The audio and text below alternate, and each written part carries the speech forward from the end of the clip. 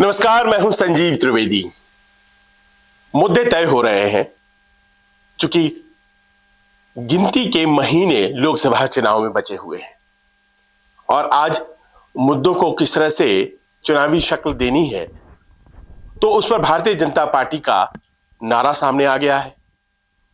अब की बार 400 पार, तीसरी बार मोदी सरकार। याद कीजिए 2014 में था अब की बार मोदी सरकार, 4 शब्द। लेकिन इस बार अब की बार 400 पार, तीसरी बार मोदी सरकार। महत्वाकांक्षाएं बढ़ रही हैं। पहले सरकार बनाना चाहती थी बीजेपी, इस बार 400 पार जाना चाहती है। लेकिन जवाब में विपक्ष क्या कर रहा है, या फिर क्या वो कुछ करने की स्थिति में है? कन्वीनर कौन होगा, इस बात को लेकर वहां फिर से शुरू हो गया है।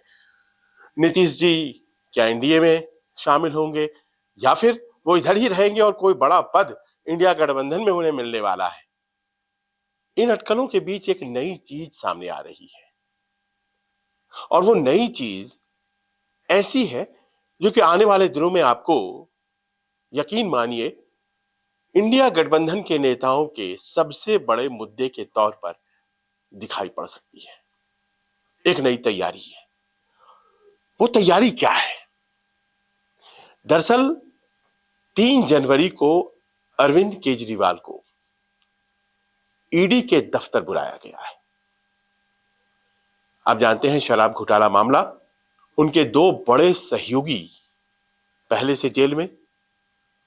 मनीष सिसोदिया महीनों से, फरवरी के महीने में गए थे, और उसके बाद संजय सिंह,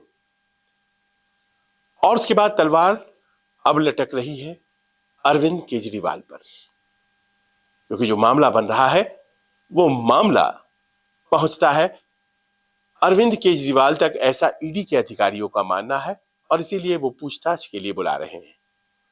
ये तीसरा समन है 3 जनवरी को। इसके पहले नवंबर और दिसंबर में बुलाया गया।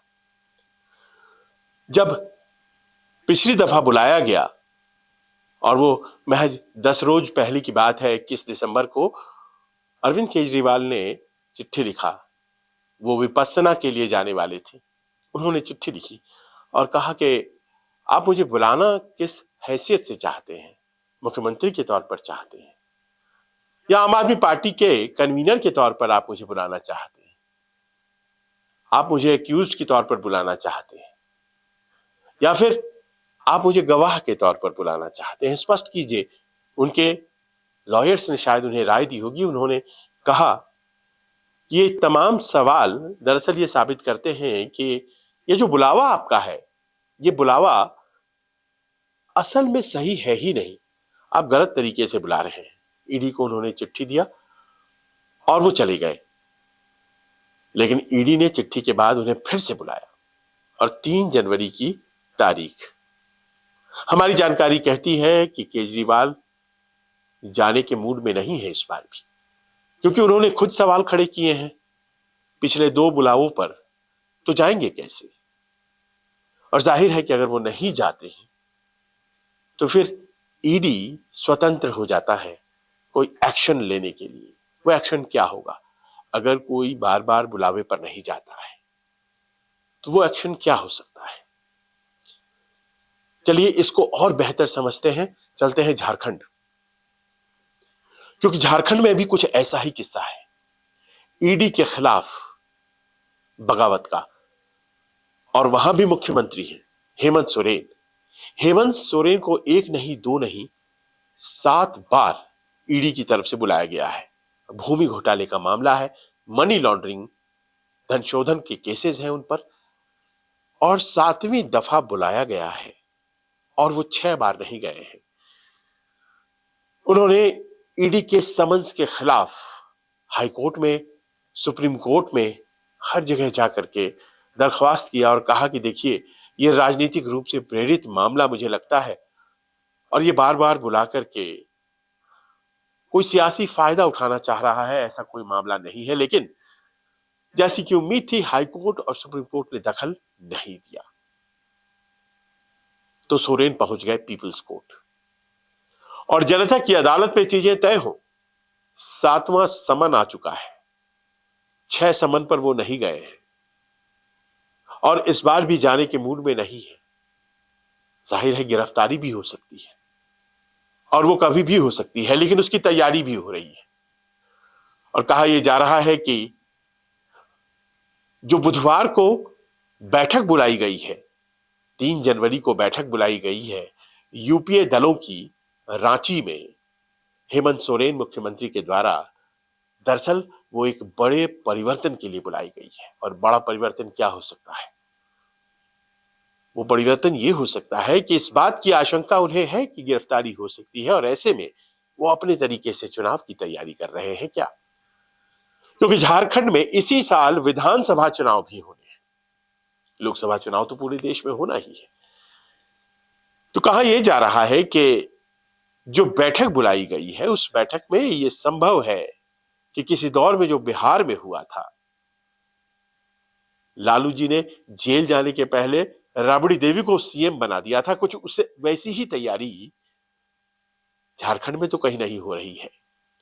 कल्पना सोरेन पत्नी, जो कि राजनीति से अभी दूर है, ग्रेजुएट है, मूलतः मयूरभंज उड़ीसा की रहने वाली है। बॉर्डर इलाका है झारखंड और उड़ीसा का, लेकिन शिक्षा दीक्षा लालन पालन सब कुछ रांची में। और 2006 में उनकी शादी हुई हेमंत सोरेन से, जिसके बाद वो राजनीतिक रूप से सक्रिय तो है लेकिन सामने नहीं आती है। और ऐसे में अब ये कहा जा रहा है कि क्या वो बिहार का चैप्टर झारखंड में भी दोहराने जा रहा है, और अगर गिरफ्तारी होती है तो उसकी व्यवस्था पहले से ही क्या कर ली गई है हेमंत सोरेन के द्वारा। कल बैठक इसीलिए तो नहीं बुलाई गई है। यह भी कहा जा रहा है कि अगर यह गिरफ्तारी होती है, अगर यह गिरफ्तारी कर ली जाती है ईडी के द्वारा हेमंत सोरेन की, तो वहां ये एक इमोशनल इश्यू के तौर पर गैर भाजपा मतदाताओं के बीच जाएगा। और जो गठबंधन की ताकत है, वहां इंडिया गठबंधन की जो ताकत है, वहां सब एक है, आरजेडी, कांग्रेस और जेएमएम, उसकी ताकत और ज्यादा मजबूत होगी अगर इस तरह की कोई घटना घटती है। और उसके बाद के घटनाक्रम में भारतीय जनता पार्टी को मुश्किल होगी, क्योंकि एक इमोशनल मैसेज देकर हेमंत सोरेन जाना चाहेंगे। और अगर वो ऐसा करते हैं, अगर कुछ घटनाक्रम इसी प्रकार के होता है, तो फिर जाहिर है कि ये चुनाव में भी अपना असर दिखाएगा। ईडी नहीं जाएंगे, भले गिरफ्तार हो जाएंगे। और कुछ इसी तरह की बात यहां दिल्ली में भी आपको सुनाई पड़ रही है। ये 2 मुख्यमंत्रियों की बात हो गई। बिहार चलिए, क्योंकि वहां भी एक पूर्व मुख्यमंत्री और एक वर्तमान में उप मुख्यमंत्री तेजस्वी यादव, उन्हें लैंड फॉर जॉब के मामले में 22 दिसंबर को बुलाया गया था। पटना से चले भी, कहा उन्होंने कि यह तो रूटीन मामला है, ईडी तो बुलाता ही रहता है और इसीलिए जा रहा हूं। लेकिन वो ईडी दफ्तर नहीं गए। 22 दिसंबर को बुलावा था, नहीं गए। लोगों को आश्चर्य हुआ, लेकिन वो ईडी दफ्तर नहीं गए। 5 दिनों बाद 27 दिसंबर को लालू प्रसाद यादव की पेशी होनी थी ईडी दफ्तर में। उसी केस में लालू जी भी नहीं गए। मतलब क्या है? अरविंद केजरीवाल, हेमंत सोरेन, तेजस्वी यादव, लालू प्रसाद यादव, ये तमाम नेता ईडी के जितने भी बुलावे आ रहे हैं, समन्स आ रहे हैं, उसे धाता बता रहे हैं, नहीं जा रहे हैं, रिस्पॉन्ड नहीं कर रहे हैं, चिट्ठियां लिख रहे हैं, बुलावे पर जा नहीं रहे। कहीं ये एक सोची समझी रणनीति के तहत जांच एजेंसियों के खिलाफ जिस बगावत का इंतजार समर्थक कर रहे थे इन दलों के, उसकी अनौपचारिक तौर पर घोषणा तो नहीं कर दी गई है। क्या ईडी के पास जाकर, जैसा कि ये नेता कहते हैं कि झूठे केसेस में हमें फंसाया जाता है, उससे बेहतर है जेल चले जाना, और क्या चुनाव के वक्त जेल जाने का मतलब क्या होता है, ये बखूबी लोग समझते हैं। तो ऐसे में क्या ये सब कुछ एक रणनीति के तहत हो रहा है?